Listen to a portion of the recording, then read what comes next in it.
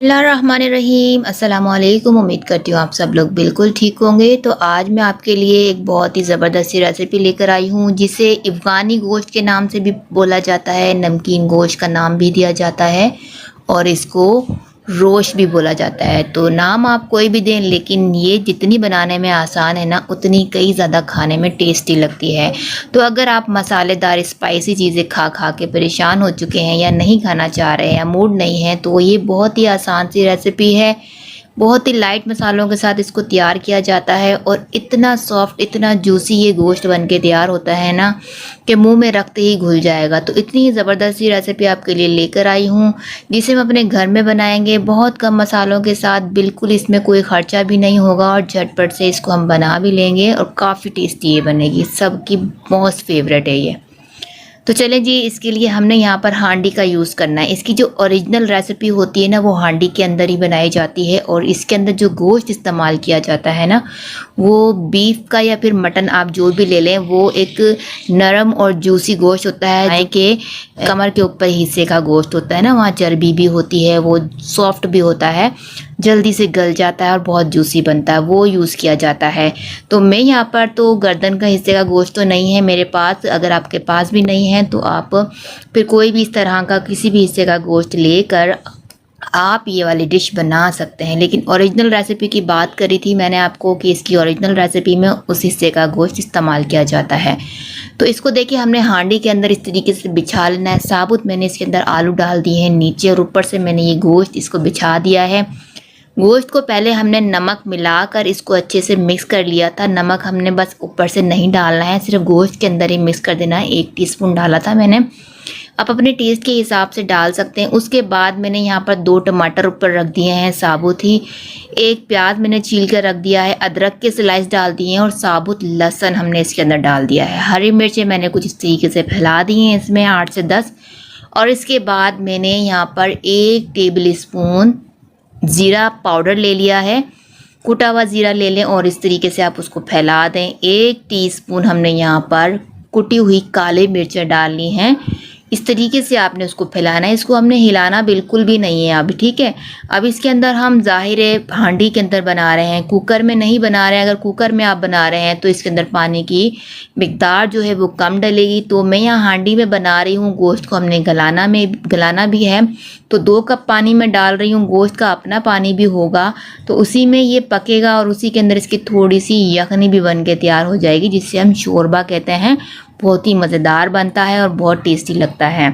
तो यहाँ मैंने 2 कप पानी डालकर इसको कवर लगा देते हैं। पहले मैं इसको हाई आग दे दूँगी, मतलब कि हाई फ्लेम दे देती हूँ ताकि इसके अंदर स्टीम बनना शुरू हो जाए। जैसे इसके अंदर स्टीम बनना शुरू होएगी, 2 से 3 मिनट के लिए मैंने हाई फ्लेम कर दी थी। और इसके बाद इसकी फ्लेम को हमने बिल्कुल दम वाली आग कर देनी है, जैसा कि हम चावल दम पर लगाते हैं।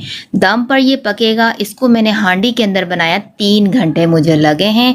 मैंने छोड़ दिया था इसको, बिल्कुल मैंने नहीं टच किया, बिल्कुल भी इसको नहीं खोला, क्योंकि खोलने पर इसकी स्टीम निकल जानी थी। तो इसको बार बार खोलकर बिल्कुल भी नहीं देखा जाता। एक बार इसको चढ़ा दें आप और उसके बाद आपने बस इसको टाइम दे दें कि हमने इसको 2.5 से 3 घंटे देने हैं और उसके बाद इसको चेक करना है, ठीक है जी। तो यहाँ मैंने 3 घंटे पूरे 3 घंटे मैंने इसको दिए थे ताकि ये बहुत ही अच्छे से गल जाए। और यहाँ ये आप देख सकते हैं मैंने फ्लेम को ऑफ़ कर दिया है और यहाँ पर देखें जी, बहुत ही अच्छी सी खुशबू आ रही है। मसाले आप इसके अंदर देख सकते हैं, कोई ऐसे ख़ास मसाले इसके अंदर नहीं गए हैं और साबुत मसाले ही इसके अंदर गए हैं। तो यहाँ देखें जी, गोश्त हमारा कितने अच्छे से गल चुका है, बहुत ही जूसी बना है, बहुत सॉफ्ट हो चुका है ये गोश्त कि हाथ लगाने से सारा ये हड्डियों से अलग अलग होता चला जाएगा, इतना ये सॉफ्ट बन चुका है। तो अब हमें क्या करना है, फ्लेम को तो मैंने ऑफ़ कर दिया है यहाँ पर। अब देखें जी, मैं इसको ऑयल का तड़का लगाने वाली हूँ। तो ऑयल हमने इसके अंदर बिल्कुल भी नहीं डाला था। अब इसको हमने ऑयल ऊपर से डालना है, जो ऊपर से इसको शाइन भी देगा और एक बहुत अच्छी सी खुशबू भी देगा। तो यहाँ मैंने आधा कप ऑयल को गरम कर लिया है अच्छे से और देखिए जी, अब इसके ऊपर मैं इस तरीके से इसको लगा दूँगी ऑयल का तड़का। ठीक है जी। गरम करके ऑयल हमने इसके अंदर डाल देना है, जिससे ये एक बहुत ही अच्छे से शाइनिंग इसके अंदर आ जाएगी, काफ़ी दिखने में भी खूबसूरत लगेगा और फिर खाने में काफ़ी खुशबूदार और मज़ेदार लगेगा। चलें जी, अब बारी आती सर्व कर लेते हैं इसको गरम गरम। ये जो है रोश हमारा बन के तैयार हो चुका है। आप इसको मटन में भी बना सकते हैं, आप इसको बीफ में भी बना सकते हैं।